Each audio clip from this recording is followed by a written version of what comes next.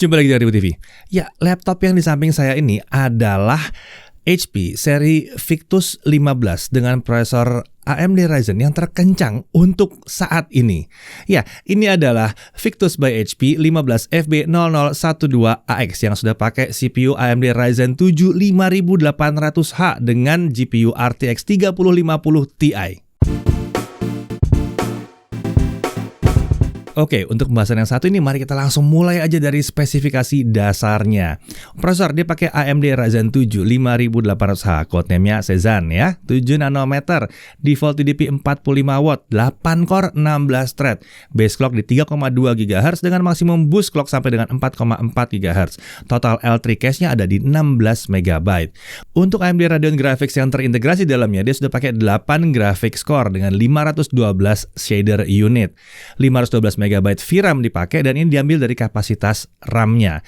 Ini membuat user memori pada Windows akan terbaca sebesar 15,3 GB karena RAM-nya itu sebetulnya 16 GB DDR4 3200 MHz. Ini langsung RAM dual channel ya, dengan 2 slot SODIMM yang langsung diisi penuh. Jadi kita nggak perlu upgrade lagi karena udah langsung dual channel. Tapi kalau mau di-upgrade ya masih bisa, kan ada slotnya, bisa. Untuk SSD itu dia pakai 512 GB SSD NVMe PCIe. Sayangnya emang nggak ada slot M.2 ataupun SATA lainnya untuk nambah lagi ya. Jadi kalau mau ngupgrade harus ganti SSD yang bawaannya. Untuk GPU dia pakai Nvidia GeForce RTX 3050 Ti laptop GPU, 2560 CUDA cores dengan 4 GB GDDR6. TGP-nya yang ini adalah 75 watt dan tentunya sudah support fitur resizable bar. Untuk wireless connectivity-nya dia pakai MediaTek Wi-Fi 6 di sini. Tentunya support Wi-Fi 6, Gigabit Wi-Fi, support multi-user MIMO dan Bluetooth versi 5.2. Kapasitas baterainya lumayan besar di 70 Wh dan tentunya dia sudah pakai Windows 11 Home. Untuk body form factor-nya clamshell dan materialnya adalah polikarbonat. Dari si desainnya ini mirip lah dengan semua Victus 15 yang pernah kita review ya. Lubang exhaust-nya terlihat di bagian belakang dan sangat lebar nih ya. Terdapat tulisan Victus di bagian engsel dengan logo V di belakang layar. Untuk warna ini namanya Mica Silver atau ya abu-abu tua lah ya di sini ya. Dimensi panjang 35,79 cm, lebar 25,5 cm dengan ketebalan 2,35 cm. Bobot laptopnya ada di kisaran 2,21 kg dengan charger seberat 500 gram. Jadi total bobotnya kalau dibawa-bawa adalah 2,7 kg.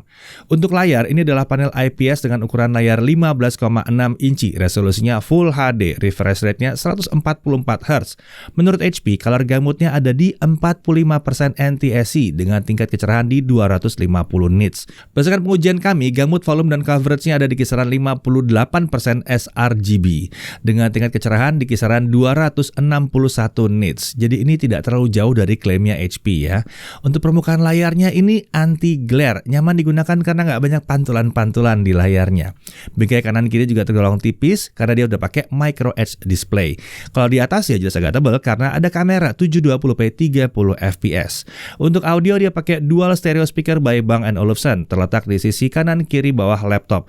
Kualitas suaranya udah lumayan ya, walaupun mungkin bukan yang paling lantang untuk sebuah laptop gaming, tapi wajar kalau melihat harganya.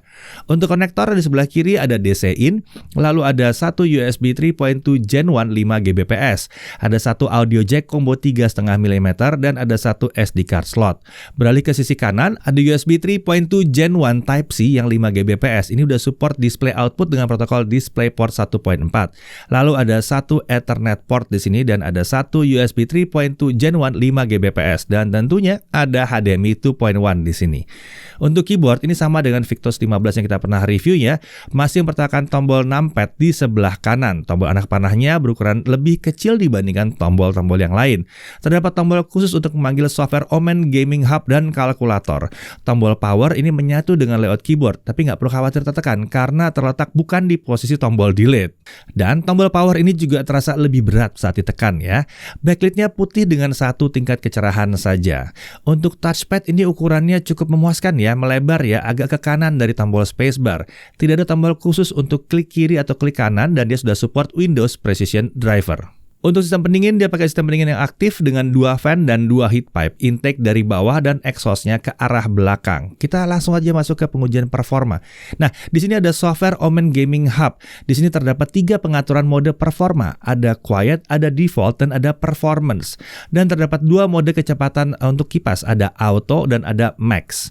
Oke, sekarang kita jalankan Science R15, 20 kali loop, kita lihat konsistensi performanya. Di mode default terlihat bahwa skor maksimal itu ada di 2098 poin. Kalau kita pakai mode performance terlihat bahwa skornya mencapai 2114 poin. Untuk sustain performance di mode balance skornya sustain di 2090 poin. Sementara di mode performance itu bisa bertahan di 2100-an poin. Gila, ini bertahannya mantep bener memang ya performance-nya nih ya. Untuk suhu kerjanya di mode performance terlihat bahwa suhu CPU ada di kisaran 76 sampai 83 derajat Celcius. Oke, sekarang kita langsung masuk ke software Blender 3.01 BMW 27 Scene. Untuk CPU rendering ini semua selesai dalam waktu 3 menit 20 detik, sementara untuk GPU render di 40 detik. Untuk suhu kerjanya pada saat rendering dengan CUDA tadi, suhu CPU di kisaran 85 sampai 93 derajat Celcius, sementara GPU di kisaran 62 derajat Celcius. Sekarang kita beralih ke video editing ya, Adobe Premiere Pro CC 2022. Dengan video 4K 60 sepanjang 2 menit 7 detik, kalau pakai software only rendering selesai dalam waktu 12 menit 7 detik. Sementara kalau pakai CUDA selesai dalam waktu 2 menit 27 detik. Wow, itu untuk 4K 60 loh, mantep ya. Lalu untuk 1080p 60 fps panjang yang sama dengan software only selesai dalam waktu 1 menit 55 detik, sementara kalau pakai CUDA itu hanya 41 detik. Nah, kalau untuk suhu kerjanya pada saat 4K video render dengan akselerasi CUDA, CPU ada di kisaran 75 sampai 85 derajat Celcius, sementara GPU-nya di kisaran 57 sampai 64 derajat Celcius. Aman ya. Sekarang kita beralih ke DaVinci Resolve 17.2 yang free version. Ini software video editing gratis tapi profesional banget ini ya. Oke, video 4K 60 yang panjangnya sama itu selesai di render dalam waktu 4 menit 23 detik. Sementara kalau yang 1080p 60 fps selesai dalam waktu 1 menit 13 detik. Wah, kenceng lagi di sini ya. Untuk suhu kerjanya pada saat render video 4K itu CPU sempat berada di kisaran 90 sampai 95 derajat Celcius. Sempat spike sekali ke 97 derajat Celcius tapi lalu turun lagi ke 90 sampai 95 derajat Celcius. Agak tinggi tapi tergolong wajar mengingat softwarenya ya. Memang software akan menghajar CPU terlebih dahulu. Jadi saran kami kalau kalian emang pakai DaVinci, kalau mau render apalagi 4K lakukan di ruangan yang dingin ya. Lalu untuk suhu GPU-nya itu ada di kisaran 65 sampai 70 derajat Celcius. Kalau ini sih aman ya. Kita lanjut ke 3D Mark Graphics Score. Untuk Firestrike DirectX 11 dapat 14.625 poin. Sementara untuk Time Spy DirectX 12 5.708 poin. Nah, untuk suhu kerjanya pada saat kita lakukan Firestrike Stress Test, suhu GPU bertahan di kisaran 62 sampai 65 derajat Celcius. Oke, sekarang kita langsung masuk ke pengujian gaming.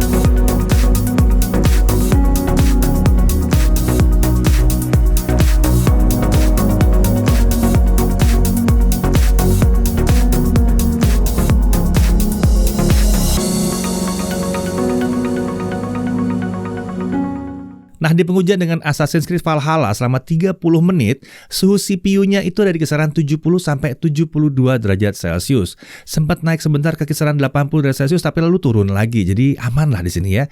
Sementara untuk GPU di kisaran 66 sampai 70 derajat Celcius. Jadi ya terkendali sekali. Untuk permukaannya selama main 30 menit tadi, seluruh area palm rest berada di bawah 30 derajat Celcius. Area keyboard kiri juga di bawah 30 derajat Celcius. Sementara keyboard kanan dan tengah ada di kisaran 30 sampai 36 derajat Celcius. Titik terpanas ada di dekat tombol backspace yang mencapai sekitar 38 derajat Celcius. Sekarang kita beralih ke storage test ya. Untuk kecepatan baca dari SSD-nya ada di 3571 Mbps dan kecepatan tulisnya di 3226 Mbps. Ini tergolong kencang ya untuk sebuah laptop yang pakai AMD Ryzen 5000 series. Sekarang kita lanjut ke pengujian baterainya dengan performance mode di default dan fan-nya di auto, brightness 50%, volume 25%. Video playback 1080p itu habis baterainya baru di kisaran 9 jam 40 menit, nyaris 10 jam. Ini hasil yang sangat bagus untuk sebuah laptop gaming yang kenceng. Sementara itu untuk kemampuan chargingnya 30 menit pertama langsung terisi 43%. Sementara dari 0 sampai 100% itu hanya butuh waktu 110 menit. Ya, 10 menit lebih cepat dibandingkan standar kami yang 2 jam. Nah, untuk harga, laptop ini dijual di harga Rp17.499.000.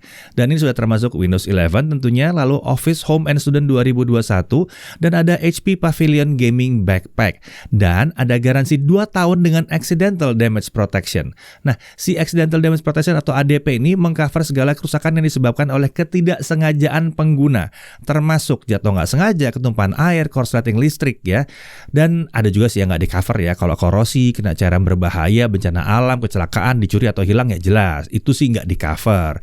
Klaim ADP ini bisa dilakukan dengan membawa unit laptop beserta KTP dan invoice pembelian ke service center HP terdekat. 1 kali penggantian spare part per tahun bisa dilakukan, jadi total bisa dapat 2 kali penggantian. Sementara total biaya perbaikan ini ada syaratnya ya, selama tidak melebihi harga laptopnya sendiri tentunya. Oke, untuk hal yang perlu diperhatikan, yang pertama, GPU-nya ini memang baru 4 GB ya VRAM-nya ya. Kadang masih terasa kurang kalau kita mainin beberapa game AAA. Untuk AAA ya, yang kualitas grafisnya very high, itu terasa agak kurang, tapi masih oke sih untuk dijalankan di 1080p medium. Yang jelas kalau untuk content creation sih nggak ada masalah, kenceng-kenceng aja ya. Sementara layarnya color gamutnya 45% NTSC. Ini bukan masalah besar untuk gamer, tapi untuk content creator kalau kalian butuh yang kelas profesional mungkin ini kurang pas. Tapi untuk pemula nggak ada masalah sih. Kemudian suhu CPU agak tinggi di software DaVinci Resolve dan Blender. Meskipun di Blender sudah pakai CUDA pun dia masih agak tinggi sih sebenarnya. Jadi kami akan sangat menyarankan proses render untuk kedua software itu di ruangan yang ber-AC. Dan jika dibutuhkan, performance mode-nya bisa diubah ke mode default dengan kecepatan fan di max. Dari sisi menariknya, ini spesifikasinya siap pakai. Prosesornya udah AMD Ryzen 5800H. Ini udah kencang dengan 8 core 16 thread. Ini cocok digunakan untuk berbagai kegiatan multitasking yang sangat membebani CPU. Dia udah pakai GeForce RTX 3050 Ti laptop GPU. Akselerasi kudanya bantu banget di content creation ya. Dan konfigurasi RAM 16 GB dual channel itu udah siap pakai aja, nggak usah ribet-ribet upgrade lagi. Kapasitasnya udah 512 GB dan kenceng di satu SSD ini ya. Lalu layarnya 144Hz, ini cocok untuk main game dengan frame rate tinggi. Daya tahan baterainya ini oke banget untuk sebuah laptop gaming. Suhu kerja dan suhu permukaannya tergolong rendah saat digunakan main game lama-lama pun nggak masalah. Lalu dia masih punya SD card reader, jadi nggak perlu beli card reader lagi di sini ya. Wi-Fi 6 udah ada, Bluetooth versi 5.2 udah ada, dan garansi 2 tahun dengan ADP lengkap ada di sini.